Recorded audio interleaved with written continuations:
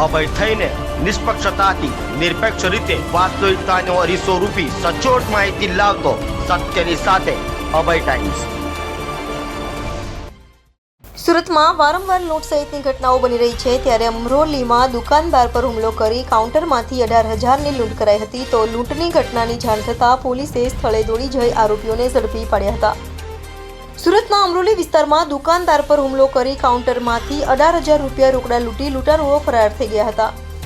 દુકાનદાર પાસે બીજા ગ્રાહકો ઊભા હોય સિગરેટ આપવામાં મોડું થતાં ઉશ્કેરાયેલા બંને ઈસમોએ હુમલો કરી દીધો હતો અને ત્યાં મહિલા ગ્રાહકોની હાજરીમાં જ અશ્લીલ ગાળો આપી હતી અને ગાળો આપવાના ના પાડતા અમિત નેપાળી તથા અર્જુન નવાબે દુકાનમાં ઘૂસી ઢીકાપાટુનો માર માર્યો હતો અને ત્યારબાદ દુકાનદાર રમેશ તેલીને માથાના ભાગે કડું મારી કાઉન્ટરમાં પડેલા 18,000 રૂપિયા લૂંટી ફરાર થઈ ગયા હતા। બનાવની જાણ થતાં અમરોલી પોલીસે ઘટના સ્થળે દોડી જઈ મોડી રાત્રે જ લૂંટારો હુમલાખોર અમિત નેપાળી અને અર્જુન નવાબને ઝડપી પાડ્યા હતા।